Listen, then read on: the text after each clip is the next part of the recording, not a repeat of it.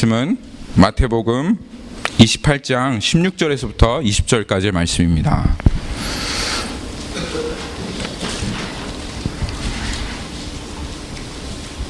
마태복음 28장 16절에서부터 20절까지 올해 주님께서 우리에게 주신 사명의 말씀입니다. 우리 같이 한번 읽으면서 주님의 말씀 앞에 섰으면 좋겠습니다. 우리 같이 교독하도록 하겠습니다. 제가 먼저 읽고 여러분들이 한 절 읽도록 그렇게 하겠습니다. 신약 52페이지 다 찾으신 줄 알고 읽도록 하겠습니다. 11 제자가 갈릴리에 가서 예수께서 지시하신 산에 이르러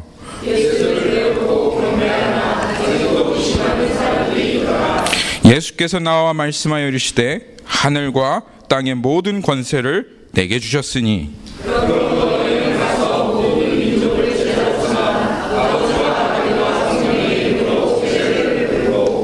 내가 너에게 분부한 모든 것을 가르쳐 지키게 하라. 볼지어다, 우리 다 같이 읽을까요? 내가 세상 끝날까지 너희와 항상 함께 있으리라 하시니라. 아멘, 아멘. 할렐루야, 할렐루야. 교회의 머리 대신 예수님을 찬양합니다. 예수님께서 부활하셔서 우리들의 산 소망이 되셨습니다. 고난 가운데도 자신의 교회를 돌보시며 굳건하게 세워가시는 주님, 우리가 주님을 바라보게 우리가 이 길을 계속해서 걸어갈 수 있음을 믿습니다. 오늘 마태복음 28장의 말씀을 한번 보시면 16절의 말씀을 보시면 거기에 이렇게 시작하고 있습니다. 11 제자가 갈릴리에 가서 예수께서 지시하신 산에 이르러, 예수님께서 지금 11 제자를 부르시고 계십니다. 승천하시기 전에 이 제자들에게 꼭 맡기시고 싶은 것이 있으셔서 예수님께서 지금 부르시는 거예요. 예수님께서 이 땅에 오셔서 십자가의 죽으심과 부활하심으로 주님께서 우리들을 위한 완벽하신 구원을 이루셨습니다. 우리가 묵상한 베드로전서 1장에서와 같이 복음 안에 있는 하나님의 능력, 그리고 그것을 완전하게 누릴 수 있는 믿음, 그리고 그것을 또한 실제되시게 하시는 성령님이 이것이 완전히 우리 가운데 하나가 되어서 이제 이 땅에 있는 모든 사람들이 더 이상 죽은 사람으로 살아가지 않고 이 산소망을 가지고 살아가게 하시는 그 복음을 예수님께서 이 땅에 오셔서 완성하신 것입니다. 이제 그러면 이 복음이 땅끝까지만 전파되면 되는 것입니다. 그래서 그 복음이 전파됨으로 교회가 세워지고 그 복음으로 말미암아 죽은 영혼들이 살아나고 하나님의 나라가 실제로 이 땅 가운데 이루어지는 그 일만 이제 남았습니다. 이것이 바로 주님께서 이 11 제자들을 부르신 이유예요. 그 유업을 이 제자들에게 주기를 원하시는 것입니다. 정말 얼마나 영광스러운 유업입니까? 정말 영광스러운 유업입니다. 이 열방을 구원할, 이 세계를 구원할 유업이니 이 스케일이 그냥 한 도시가 아니라 어떤 한 나라가 아니라 열방을 구원하는 그런 스케일이 유업을 주님께서 이제 우리들에게 남겨두신 것입니다. 그런데 오늘 이 말씀을 보시면 정말 엄청난 일이죠. 그렇죠. 이 달라스 한 도시를 우리가 한번 복음화하자 해도 정말 여기 있는 사람들이 머리를 밤새 짜서 해도 사실 쉽지 않은 그러한 일인데, 그런데 오늘 그 일을 누구에게 맡기시려고 하시냐면 여기 한번 보시죠. 누구? 11 제자들에게 맡기려고 하십니다. 오늘 하나님께서 저에게 말씀을 이렇게 묵상하시면서 주목하게 하시는 그 부분이 바로 이 11 제자입니다. 이들이 누구이길래 이 11 제자들에게 이 열방을 구원할 그 유업을 맡기시는가? 여러분들 그들이 누구신지 아시죠? 우리들 그들이 누구인지 알지만 한번 하나님께서 그것을 다시 한번 주목하게 하시는 것 같아요, 오늘 우리들에게. 그래서 사실은 처음부터 예수님께서 이 제자들을 부르실 때 이것을 머릿속에 이미, 마음속에 이미 계획하시고 생각하시고 예수님 제자들을 부르셨습니다. 여러분, 제자들 부르실 때 베드로에게 뭐라고 하신 줄 아세요? 처음 부르실 때? 네가 어부지만 이제부터 너를 내가 사람을 낚는 어부가 되게 하겠다 하고 주님 말씀하신 거예요. 그러니까 처음부터 주님께서 제자들 부르시면서 내 제자로 잘 살아가고 이것이 아니라 처음부터 제자들을 부르실 때부터 예수님의 마음 안에는 벌써 이 제자들에게 열방을 유업으로 주려고, 이 열방 가운데 복음을 편만하게 전하는 이 일을 맡기시려고 벌써 제자들을 처음부터 그렇게 부르신 겁니다. 주님은 정말 우리들 위대한 목적으로 우리들을 부르셨습니다. 아멘. 아멘. 그래서 예수님의 제자로 부르신 단지 11 제자뿐만이 아닙니다. 여기에 있는 모든 분들이 예수님께서 이 목적과 부르심으로 우리를 부르셨다는 것을 기억해야 합니다. 그런데 이 엄청난 유업을 받은 우리 서로를 한번 잠시 보실까요? 옆에 분을 잠시 한번 보십시다. 네. 우리 한번 서로에게 선포할까요? 한번. 하나님께서 당신에게 열방을 주셨습니다. 아멘. 아멘. 또 한번 선포합시다. 완벽한 구원을 열방에 선포할 사명자입니다. 사명자입니다. 아멘. 아멘. 정말 예수님께서 일을 하시려는 것인지 아니면 자포자기를 하신 것인지 하는 생각이 우리들에게 들 수 있다 이 말이에요. 서로 옆을 보면. 근데 네, 오늘 말씀을 보면은요, 정말 이 말씀이 우리에게 얼마나 소망이 되는지 모르겠어요. 이 말씀을 그레이트 커미션이라고 합니다. 커미션이라고 하는 것은 어떤 사람에게 임무를 주어서 탁 보내는 그 임명의 자리예요. 연집사님 나오십시오. 연집사님 이제 선교사로 보내겠습니다 하고 이 커미션을 탁 연집사님께 주시고, 자 이제 가십시오 하고 이렇게 가는 그 커미션의 자리가 바로 오늘 이 마태복음 28장 16절에서부터 20절까지의 말씀인데, 우리에게 정말 이 소망을 주는 것이 이 커미션의 자리에 나온 이 11 제자들이, 하나님께서 열방을 맡기신 이 11 제자들이 정말 사실 여기에 있는 사람들보다도 더 별 볼 일 없는 사람이었기 때문에 그것이 우리에게 참된 소망이 되어지는 것입니다. 그들이 어부였기 때문에, 그들이 세리였기 때문에 별 볼 일 없었던 것이 아니에요. 그들의 성품은, 어부도요 성품 좋은 어부가 있을 수 있어요. 세리도요 뭐 괜찮은 세리가 있을 수는 없겠습니다. 네. 근데 하여튼 그래도 못 살아도 가난해도 성품이 좋고 또 인생의 어떤 확실한 철학을 가지고 남을 도우며 살아갈 수 있는 그런 사람이 있을 수 있지 않습니까? 그런데 이 사람들이 별 볼 일 없었던 것은 어부였는데도 그런 사람도 아니었다는 거예요. 이 사람들은요 자기밖에 모르는 사람들이었어요. 거칠고 무식했어요. 그런데 무식한 사람이 또 교만해요. 무식하면 겸손해야 되는데 무식한 사람이 교만하고, 그러면서 마음속에 또 야망은 있어요. 한 자리를 어떻게든 차지하고 싶은 기회주의자였어요. 시기와 질투가 가득하고 정말 자기중심적인 사람들이었습니다. 무엇보다도 그들은 전부 다 배신자였습니다. 주님의 십자가 앞에 나도 같이 죽겠습니다 그렇게 했지만 결국은 주님을 그렇게 배신하고만 배신자였어요. 여러분 이 11 제자의 모습들을 한 사람 한 사람 생각해 보십시오. 베드로 정말 다혈질이었죠. 껐득하면 화내고, 성질이 급해서 그냥 생각은 안 하고 행동 먼저 하고, 시기 질투가 그냥 나서 나보다 예수님 사랑하는 사람은 없어 이렇게 하고 살아갔지만 결국은 예수님 3번 부인하고 저주했던 사람 베드로입니다. 요한은 어떤 사람이었습니까? 드러나진 않지만 마음속으로 은근히 경쟁하는 사람. 네가 사랑한다고 하지만 사실은 내가 더 사랑해 이렇게 생각했던 사람 그 요한. 그리고 한 자리 차지하고 싶었던 사람입니다. 마태 세리였죠. 매국노였습니다. 이완용 같은 사람입니다.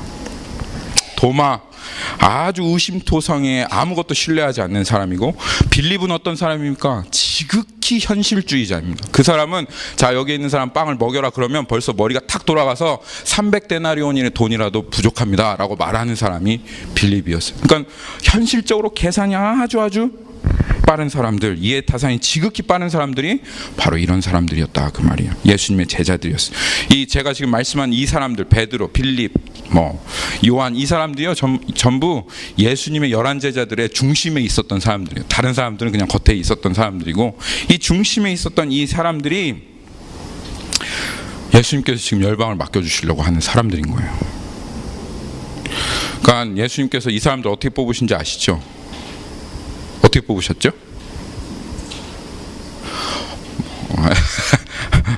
밤을 새시며 철야 기도를 하셨어요. 그래서 12제자를 뽑은 거예요. 제가 생각하기에는 그 밤에 이런 기도를 하셨을 것 같아요. 주여, 이 잔을 내게서 옮길 수만 있다면 저에게서 옮겨주십시오 하는 그 기도를 예수님께서 하시지 않았을까 하는 생각이 듭니다. 그런데 거기에 이제 설상가상으로 하나 더 해서 오늘 예수님께서 오늘 말씀을 하는데 이렇게 기록되어 있습니다. 17절 말씀 한번 보시죠. 17절 말씀.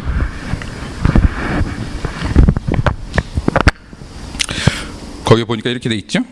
예수를 배웠고 경배하나 아직도 의심하는 사람들이 있더라. 아직도 의심하는 사람들이 있더라. 부활하신 예수님 만났습니다. 그렇죠? 예수님 보고 경배한다고 말하고 있어요. 영어로는 여기에 월십한다 그런 말입니다. 유대인들은 딱 한 분만 경배합니다. 이 제자들은 전부 다 유대인들이었기 때문에 그들이 무릎을 꿇고 예수님 앞에 경배한다 이 말은 그들은 벌써 예수님을 하나님으로 인정했다 그 말입니다. 그래서 부활하신 예수님 앞에 무릎을 꿇고 예수님 당신은 하나님이십니다. 내가 당신을 경배합니다 라고 그렇게 예수님 경배하고 있는 거예요. 그런데 뭐라고 거기에 기록되었냐면 이 경배하고 있는 예배하고 있는 그들 중에 아직도 의심하는 사람이 있어요. 여러분, 이 제자들이요 3년 반 동안 예수님이랑 같이 다녔어요. 예수님이 얼마나 그들에게 많은 기적을 보이셨고 어떠한 삶을 살아갔는지 예수님께서 그들에게 보이신 거예요.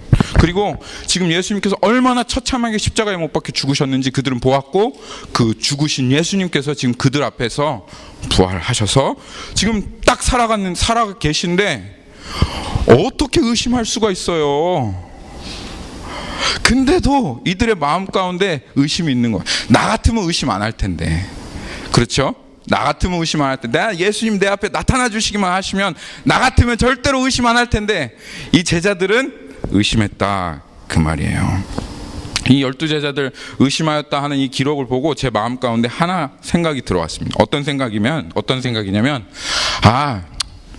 이 사람들 아직 준비 안 됐구나. 준비 안 됐네. 부활하신 예수님 보고도 여전히 의심하고 있는데, 무슨 열방을 유업으로 받을 사람들이 되겠어? 어떻게 가서 열방으로 가서 복음을 전할 수 있겠어? 어떻게 이 사람들이 정말 예수님의 제자일까 하며, 만약 저 같았으면 다시 처음부터 하자. 처음부터 제자 훈련하자. 처음부터 다시 시작하자. 복음 전하는 거 다시 훈련하자. 이렇게 아마 저 같으면 했었을 것 같다 하는 그런 생각을 했습니다. 근데 오늘 말씀을 보니까 아무런 기록이 없어요. 그런 말, 처음부터 하자 하는 이런 말씀이 하나도 없어요. 분명히 예수님 하나님이시기 때문에 이들의 마음 꿰뚫어 보고 계실 거예요. 경배하고 나한테 하나님이라고 그렇게 부르짖으면서도 이 사람들의 마음 가운데 있는 의심을 하나님이시기 때문에 분명히 예수님께서 보고 계셨을 텐데도 이들의 의심에 대해서 한마디도 하지 않으십니다. 이들이 준비되어지지 않았음에도 불구하고 아무 말도 하시지 않습니다. 이들이 지금도 여전히 조금도 변화되지 않고 여전히 똑같은 모습으로 주님 앞에 서 있는데도 불구하고, 나 물고기 잡으러 가겠습니다 베드로가 말했고, 사람들이 당신도 가니까 나도 따라가겠습니다 하고 이제 데려온 지 얼마 안 된 사람들이에요. 그러니까 이들이 이렇게 변화되지 않았음에도 불구하고 주님 뭐라고 말씀하십니까? 그것에 대해서 한마디도 하시지 않는 거예요.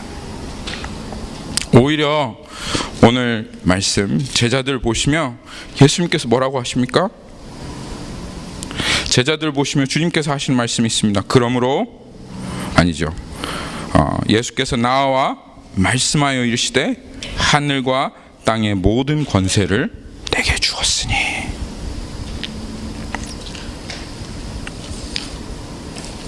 하늘과 땅의 권세를 하나님께서 내게 다 주었다.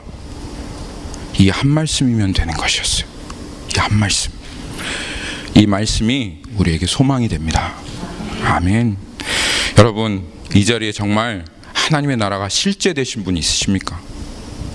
정말 주님을 위해 너무너무 살아가고 싶은 그런 우리의 마음 가운데 그런 갈망이 있으신 분이 있으십니까? 그런데 여전히 내 마음 가운데 의심이 있으신 분들, 나 아직 준비가 안 된 것 같아, 나 너무 베드로 같아, 나 너무 도마 같아서, 나 너무 빌립 같아서, 나 이런 의심을 가지고 있어서 나로부터는 그런 일이 절대로 있을 수 없을 거야. 내가 정말 예수님 따라갈 수 있을까? 정말 내가 하나님의 나라를 위해서 살아갈 수 있을까?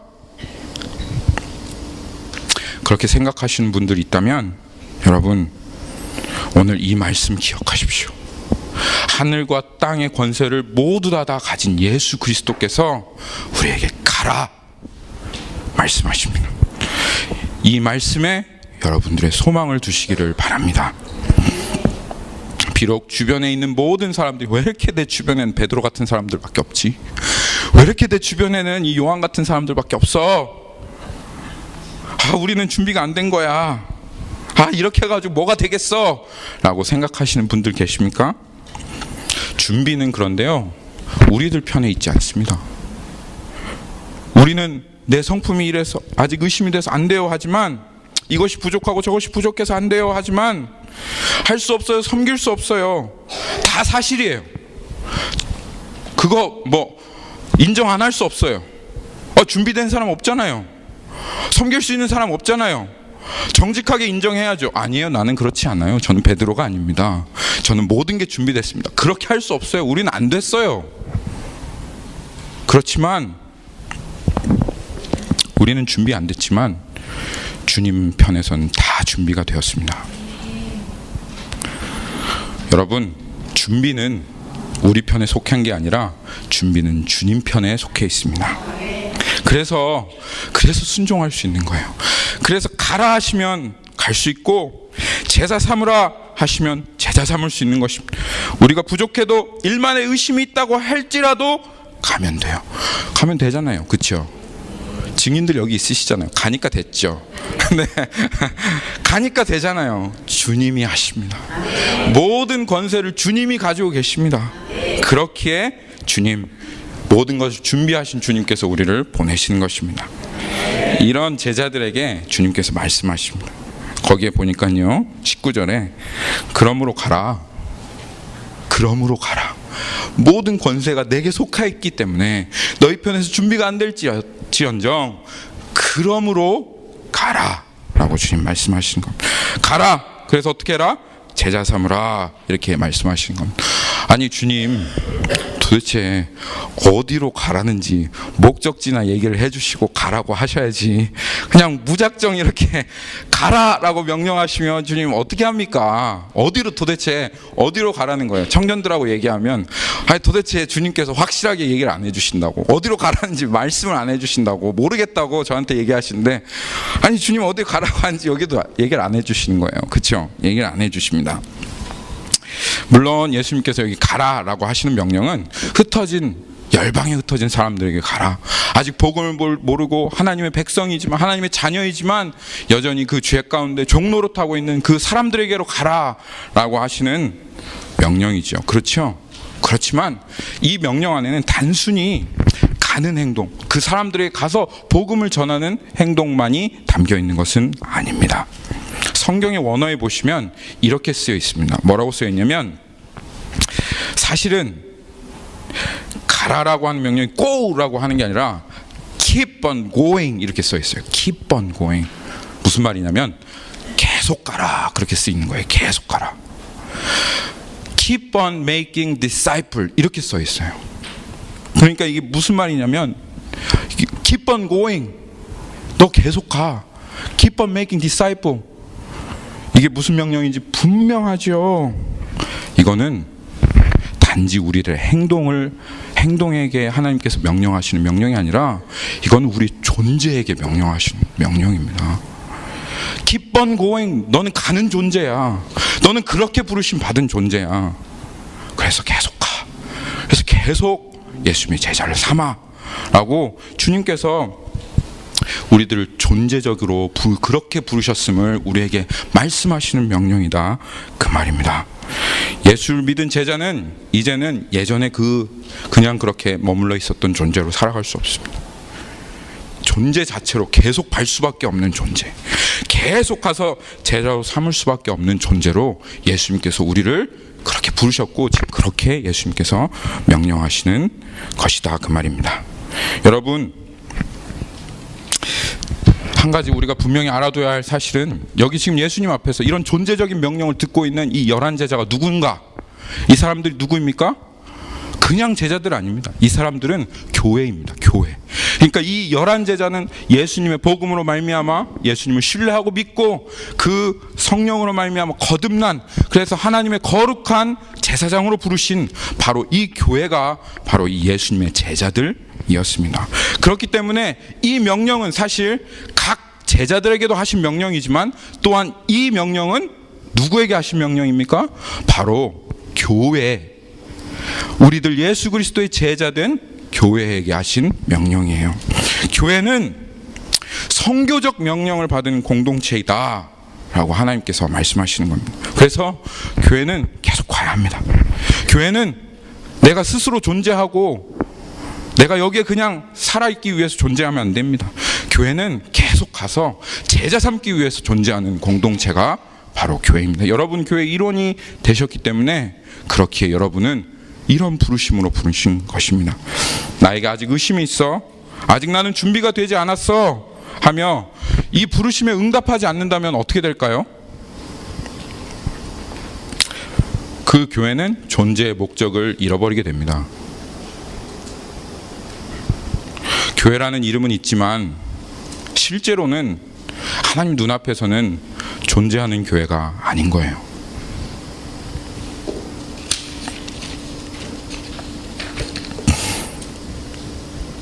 여러분, 이 부르심 앞에 응답하지 않고 그냥 현실을 안주해버리고 여전히 부족하다고 생각하며 그냥 그렇게 그 자리에서 있었던 그 교회들이 요새 어떻게 되어지는지 우리들은 보고 있습니다.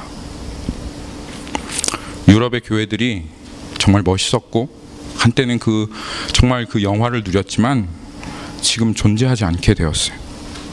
건물은 너무 멋있고 아름다운데, 건물은 너무 멋있게 지어놔서 방문객들이 와서 이게 교회였어 라고 하며 사진을 찍으며 와 대단하다 라고 하는데, 교회가 이 선교적인 부르심을 잃어버리니까 지금 교회가 어떻게 되고 있습니까? 술집으로 팔려가고 있습니다. 예배당이 다른 건물로 다 대체되고 있는 안타까운 현실을 우리가 보고 있습니다.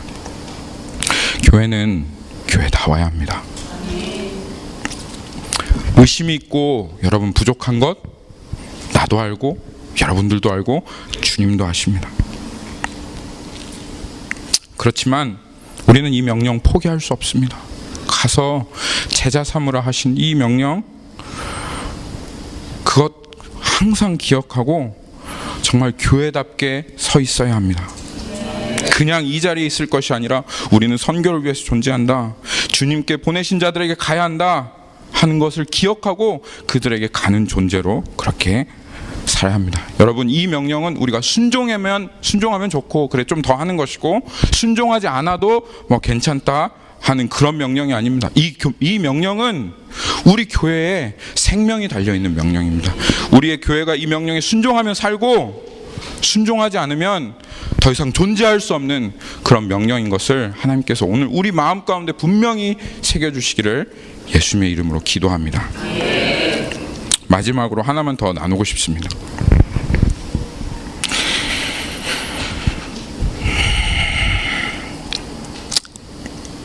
예수님께서 제자 삼으라 했을 때 그 말을 듣는 그 제자들에게 어떤 생각이 났을 것 같으세요? 어떤 생각이 났을까요? 성경 공부가 생각났을까요? 아니면 멋지게 복음 전도하는 막 프레젠테이션 하는 막 그런 것들이 생각났을까요? 아니면 막 기적이 막 일어나서 막 쓰러지고 막 엎어지고 난리가 나는 그런 것들이 이 제자들에게 예수님께서 제자 삼으라 딱 했을 때 그게 생각났을까요? 무엇이 이 제자 삼으라? 어떻게 제자 삼지? 할 때 이 제자들의 마음 가운데 뭐가 생각났을 것 같아요? 제자들의 마음 가운데는요, 아무것도 생각나지 않았어요. 어떠한 방법도 생각나지 않았어요. 제자들의 마음에는 오직 자기에게 오셔서 자신을 제자 삼았던 예수님밖에는 생각 안 났어요. 어부였던 자신에게 찾아오셔서 자기를 부르시고 사랑으로 말씀을 가르치시고 늘 항상 자기와 함께 하시며 그 삶을, 말씀을 살아내시고 그리고 그것을 그들에게 보이신 예수님. 나는 따라가지 못하고 온통 실수투성이에 성격은 늘 거칠고 그럼에도 주님 계속 참아내시고 인내하시며 끝까지 인격적으로 대우하시고 가르치시고 오히려 나같이 이렇게 더러운 자 앞에 종의 모습으로 허리띠를 띠시고 나의 가장 더러운 발을 그렇게 씻기시며 선생이 이렇게 하는 것을 보았으면 제자된 너희들은 가서 그렇게 하라. 그리고 마지막으로 자신을 위해서 아낌없이 자신의 모든 것을 십자가에 내 던지시며 자신을 아낌없이 내어주신 주님,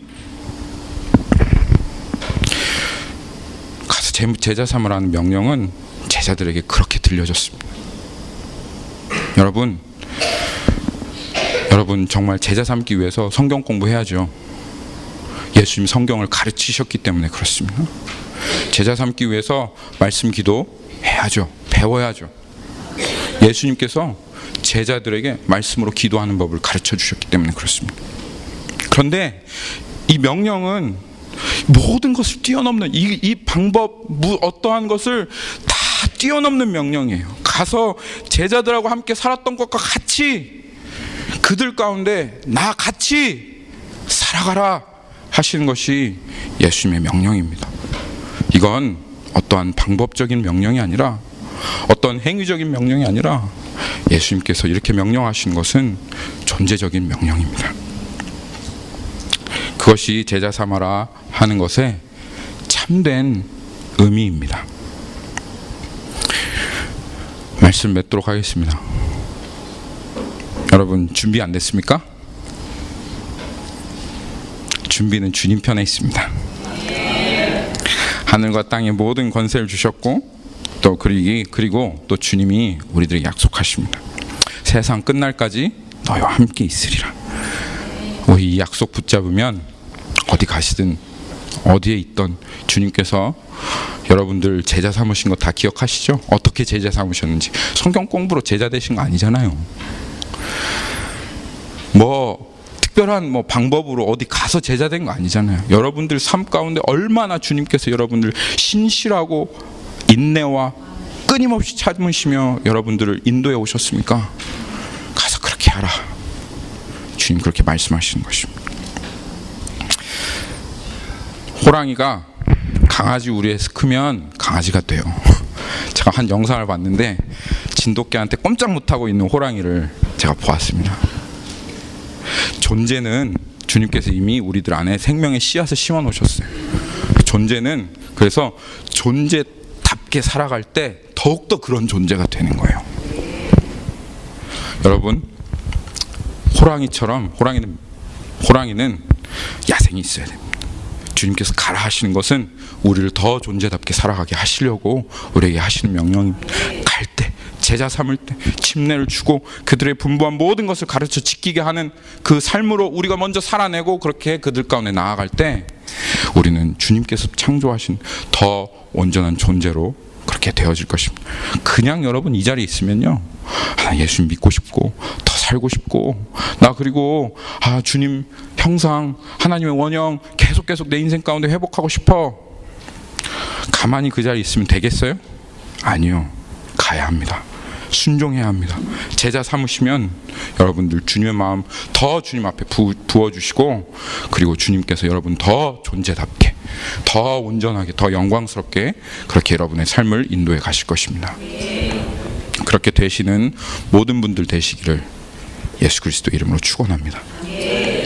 같이 기도하도록 하겠습니다.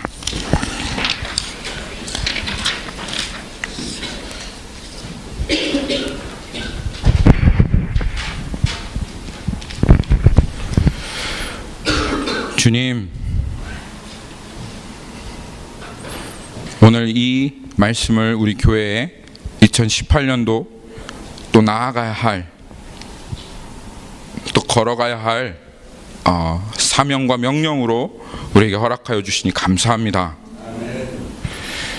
너희가 권능을 받고 또 내 제자가 되리라, 내 증인이 되리라 하는 명령은 오직 이 제자의 삶을 살아갈 때 이루어지는 것임을 주님 기억합니다. 주님, 우리 편에서는 연약하고 부족하고 준비되어 있지 않지만 하나님 주님을 신뢰합니다. 주님을 바라봅니다. 기꺼이 순종합니다.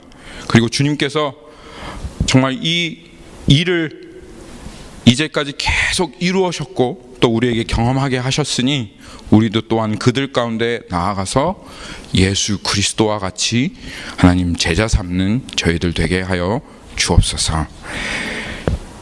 주님이 모든 일을 우리와 함께 하시며 이루실 것을 신뢰하고 주님 부르신 자리에서 순종하며 주님을 경배합니다. 감사드리며 살아계신 예수님의 이름으로 기도합니다. 아멘.